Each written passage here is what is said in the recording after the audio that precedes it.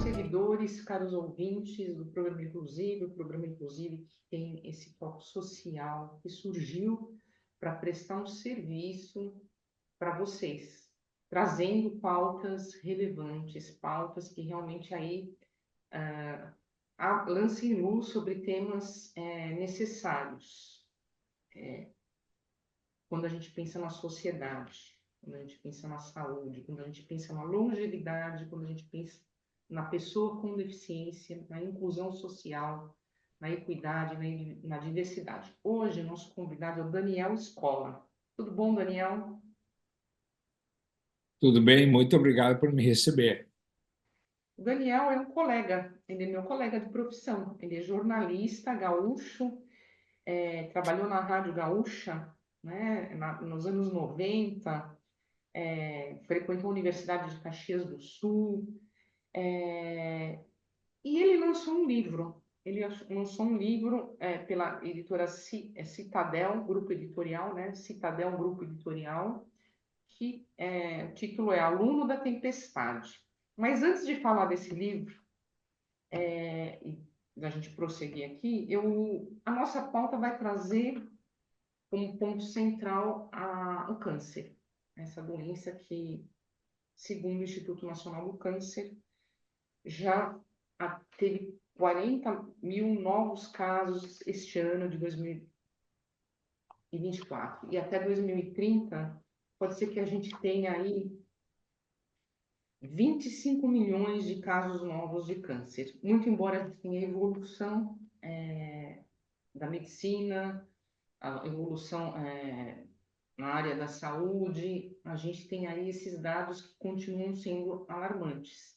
Então, a gente tem que pensar em inspiração, em pessoas que trazem dentro delas, carregam com elas a força de vontade, a luta. E o Daniel, pelo que o pouquinho que li aqui, escreveu um livro para contar como ele enfrentou um meduloblastoma.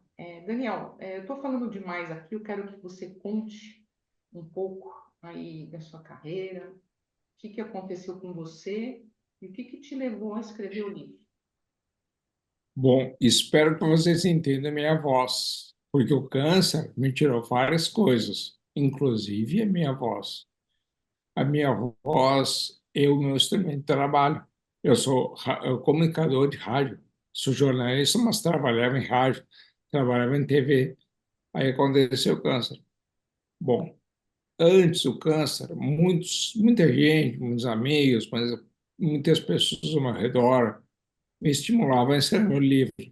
E eu dizia sempre a mesma coisa: o jornalista não deve contar a própria história. E deixei. Aí, repentinamente, eu descobri um câncer na cabeça, algo que eu nunca pensei que ia acontecer. Aliás, o tipo de câncer que eu tive, meduloblastoma, é raríssimo em adultos. Eu não conheço ninguém que tenha tido.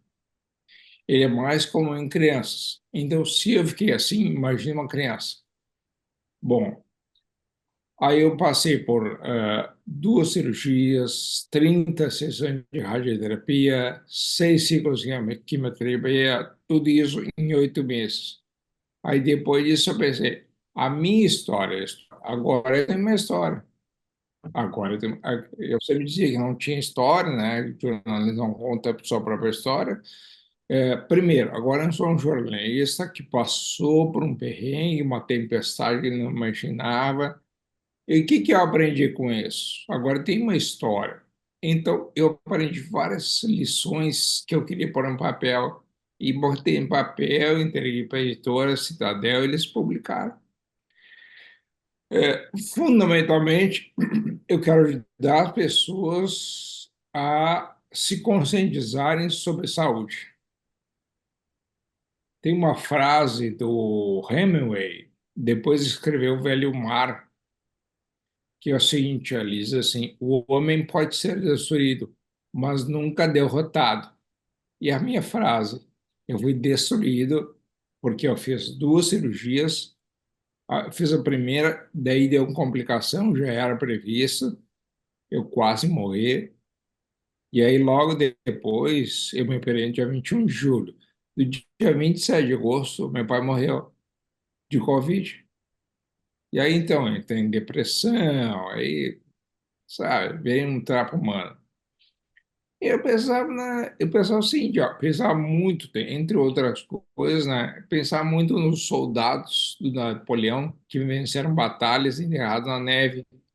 E eu pensei assim, por que eu não posso vencer minha batalha?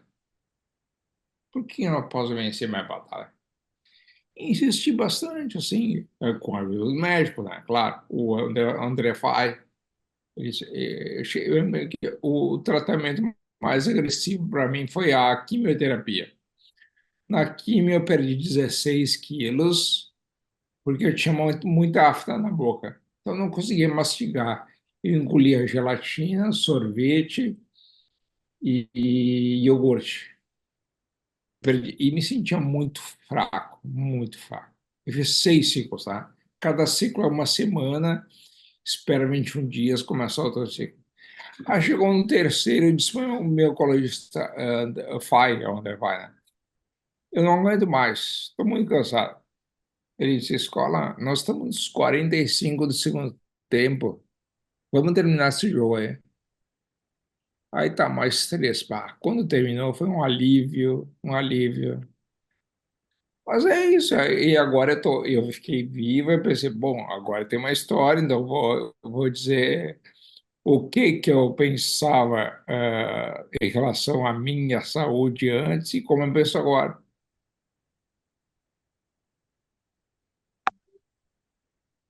Muito bem. Aí o que que acontece?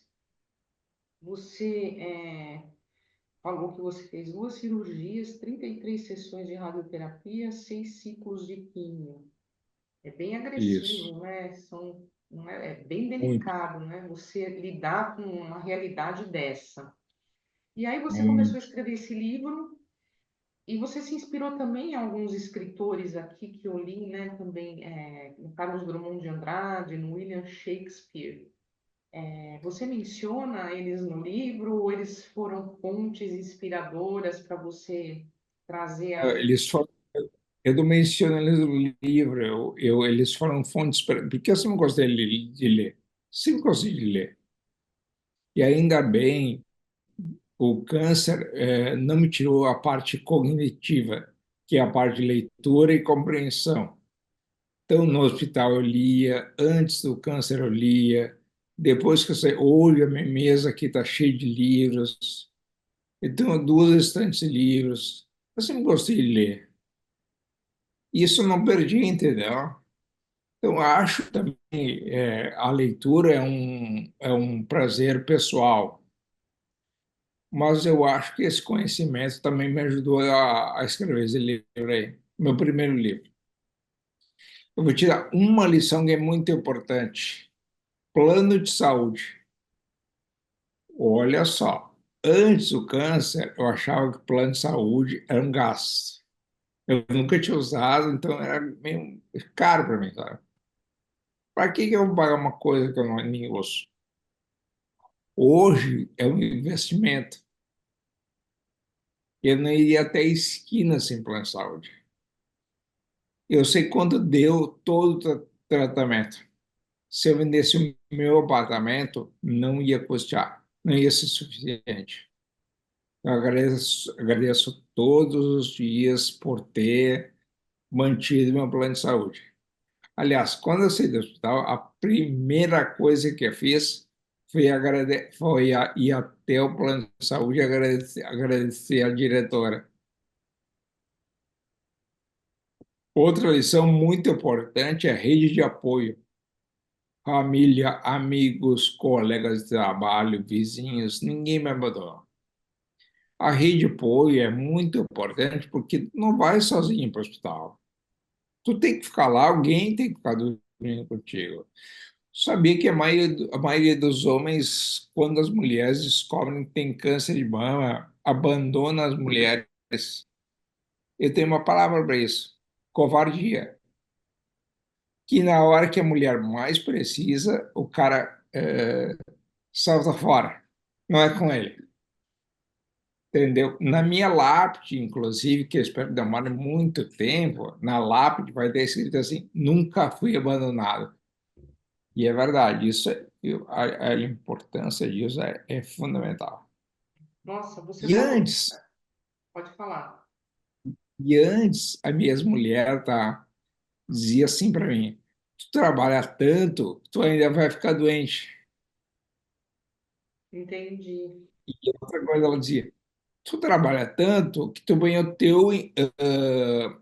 teu emprego em primeiro lugar, a família em segundo. E eu achava alarmista, tá? Hoje, sinceramente, me arrependo disso. Me arrependo. Está aqui no livro. Tem um depoimento dela que ex-mulher, mas na época é mulher, tá? Que sem ela eu não teria feito nada. Sem ela eu não teria. Ela dormiu no hospital comigo, pô, eu usei cadeira de rodas. Tu precisa sair de casa e não pode ir sozinha para o hospital. Precisa sair de casa e ser levado para o hospital. Alguém precisa estar contigo. Então, rede de apoio muito. E eu tenho duas filhas pequenas, então, enquanto a gente ia para o hospital, as minhas pequenas ficavam ou com a babá ou com familiares. Muito. Mas eu vou te contar, quando eu descobri o câncer, um pouco antes, assim, eu nunca fumei, nem sei tragar, mantinha hábitos saudáveis, fazer exercício. Aí eu corri um amigo meu e o meu amigo torceu o tornozelo. Ficou 6 meses sem correr. Eu pensei, será que eu vou torcer o tornozelo? Não quero ficar 6 meses sem correr. Estou há 3 anos e meio sem correr. Então, olha a ingenuidade. Eu cito no Sim, meu livro também, assim, tem um escritor é, francês chamado David Schreiber. Ele era médico, ele morreu lá. Ele era médico nos Estados Unidos. Ele descobriu um tumor da cabeça. Daí ele, na contracapa do livro, ele diz assim, ó, todos nós temos um câncer adormecido. E é verdade, que todo mundo tem uma célula defeituosa. No meu caso, essa célula se proliferou, virou um tumor. E eu li esse livro lá em 2016, 2017, bem antes do câncer. E aí eu pensei assim, nunca vai acontecer comigo.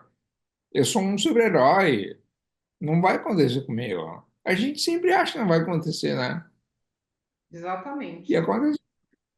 O E ser humano ele aconteceu. tem ele tem essa tendência, né? Ele Pesquível. carrega com ele que assim, Não é com ele. isso não é comigo, né? Não é com ele. Isso não é comigo, assim, você falou, falou sobre o seguro médico, realmente. Outra coisa que o brasileiro, né, vamos falar do Brasil, né, ele tem essa mania de falar, eu não preciso do seguro médico, nunca vai acontecer nada comigo, né? E de repente pode ser que aconteça alguma coisa e você já pensou sem o seguro médico? Então é algo Tu sabe que é quando. bom deixar aqui um alerta, né? Assim, gente, não deixe isso de lado, né? Tenha isso como uma das prioridades, porque você nunca Quando, sabe o dia de amanhã. quando eu descobri o tumor, o meu médico, um ótimo, me operei com ele lá. Mas eu disse assim, olha, Arthur Pereira Filho, eu disse, Arthur, vou te ser bem sincero, vou ter que pegar uma segunda opinião. Não, tudo bem. Daí fui pegar uma segunda opinião com um médico ótimo, ele me deu exatamente o mesmo diagnóstico, só que esse outro médico opera num hospital. E o Arthur, num Moinhos de Vento, um dos melhores do Brasil. aqui em Porto Alegre. Daí eu optei por me operar no Moinhos de Vento. Essa outra lição que eu aprendi. Esteja perto de bons profissionais. Entreguei a minha vida para os melhores profissionais que tinha no melhor hospital. Meu plano de saúde bancou tudo, claro, né? Mas nessa hora, tu tem que estar perto de gente muito boa, gente extraordinária. Vou te dar dois exemplos. O Bill Gates ficou bilionário sozinho? Não. O Steve Jobs criou a Apple sozinho? Não. Cercado de bons profissionais. Então, por que que eu não podia me cercar de bons profissionais? Na hora mais difícil da minha vida, na hora crucial. Muito bem, além dos bons profissionais que você teve ao seu lado aí acompanhando o seu caso, que é um caso realmente raro em adultos, né? Vou repetir aqui, gente, é meduloblastoma. Eu li a respeito e realmente a maior incidência é infantil, é em crianças e raramente acontece em adultos. Mas, por algum motivo, aconteceu com o Daniel e o Daniel relatou aqui para gente o que que ele teve, né? Ele teve essa determinação, essa força de vontade, e ele contou com a rede de apoio. A rede de apoio realmente, assim, é muito importante a gente nunca estar sozinho, né? A gente ter ali pessoas, amigos, familiares, colegas, que estejam ali ao nosso lado, em todos esses momentos mais turbulentos, né? Porque a vida não é só de alegrias. A gente tem desafios na nossa trajetória e cada um tem o seu desafio. E você aí falou das suas lições, né? E aí você fala também que você deixou de ser o velho escola porque você se conscientizou de muita coisa, né? Tudo isso Muita coisa mudou aí a sua mentalidade, o seu mindset, a sua maneira de entender a vida, né? Isso é muito importante. Eu quero só deixar um alerta aqui, aproveitando que a gente está falando desse tema, né, dessa pauta, que a grosso modo ninguém quer falar, mas é importante a gente falar, é importante a gente prestar esse serviço, a gente está ajudando alguém, a gente está Eu acho que mostrando para alguém. eu vou dizer uma coisa, o câncer é um tabu na minha família. Minha avó, por exemplo, não pronunciava a palavra câncer, aquela doença maldita. E eu acho que agora, era a geração dela, tá? E eu acho que agora a gente tem que falar exaustivamente para esclarecer. Não é tabu. Sim, uma doença difícil, uma doença que mata muita gente, infelizmente. Mas eu acho que é uma maneira de tu esclarecer as pessoas. Quanto mais falar, mais ela tá. Por exemplo, eu gostaria de ter lido meu livro antes do câncer. Talvez eu tivesse me conscientizado. Pode mostrar a capa do livro novamente? Olha lá, Aluno da Tempestade, Daniel Escola, a editora Citadel Grupo Editorial. A gente encontra pelo Amazon, né? Isso. E acredito que em grandes livrarias. É uma leitura interessante, a gente deve buscar esse tipo de leitura. Dou essa dica para vocês, ouvintes, seguidores. E eu quero só deixar aqui alguns caminhos também, né? O Instituto Nacional do Câncer, que é um órgão do Ministério da Saúde, que coordena e desenvolve ações relacionadas ao câncer. A especialidade que cuida do câncer é oncologia, tá, pessoal? Oncologia. Então, quando você for fazer algum check-up, e se você tem, geneticamente falando, questões de câncer na família, você deve fazer exames, sim, preventivos. A medicina preventiva, ela continua sendo, aliás, ela sempre foi fundamental. Mas é aquela coisa, todo mundo falar, eu não vou ter essa questão, não vai acontecer comigo. E outra coisa, alimentação, manter o peso, controle de bebidas, exposição ao sol, porque a gente tem aí incidências de câncer de pele. Atividade física deve ser algo que também deve ser integrado. Cuidado com alimentação, que eu já falei, e evitar, claro, o tabagismo, né? Até o Daniel falou que ele não sabe nem tragar, né, Daniel? Você Bom, nunca foi fumante, né? Não sabe nem o gosto eu- que tem o eu- cigarro. E olha que a área de só para ter, os jornalistas fumam muito, né? Jornalista fuma demais. sabe que eu tenho tanto ranço do ojeriza de cigarro. Não posso ficar num ambiente que nem alguém fumando. Eu detesto ser fumante passivo. Tem um lugar aqui que eu vou, tem um shopping aqui perto, e tem uma área externa onde as pessoas fumam, tá?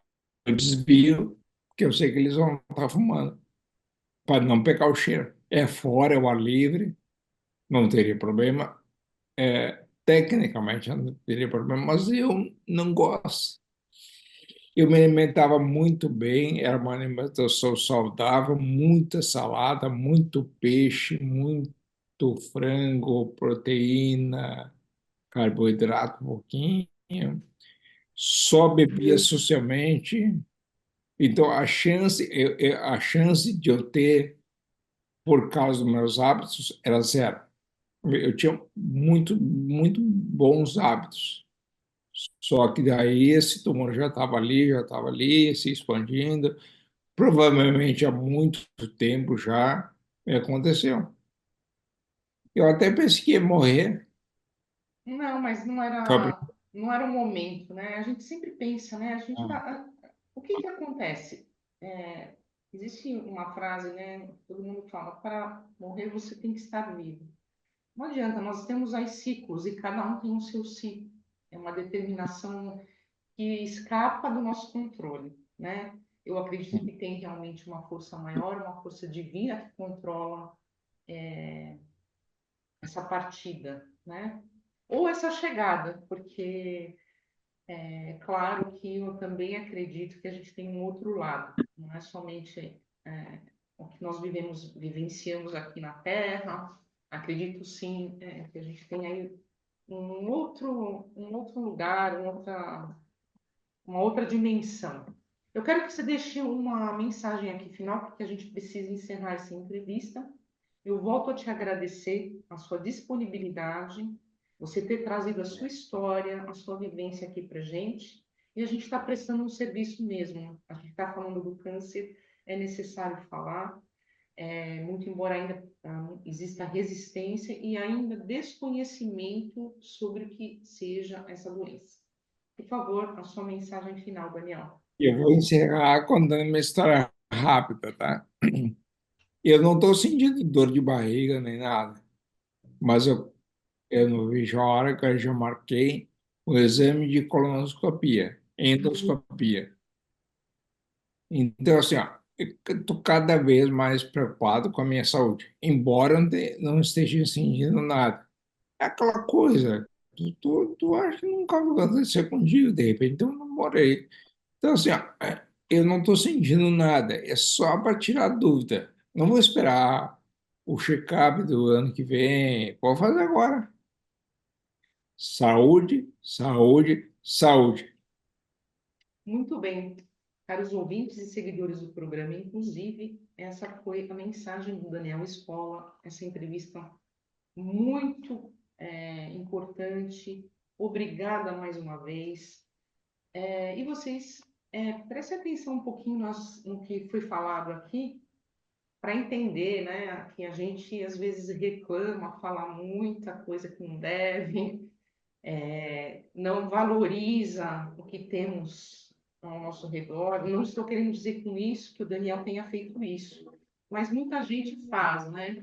Então, eventualmente, a gente pode ser surpreendido aí na esquina da vida com algum fato novo. Então, é importante a gente ter essa consciência, é importante a gente ser determinado. Eu sei que é difícil, principalmente nos dias de hoje, né? Não estou com isso também querendo aí dar nenhum tipo de lição de moral, como falam, né? popularmente, mas fica um recado. E essa foi a edição do programa Inclusive. Mais uma vez, até a próxima e obrigada.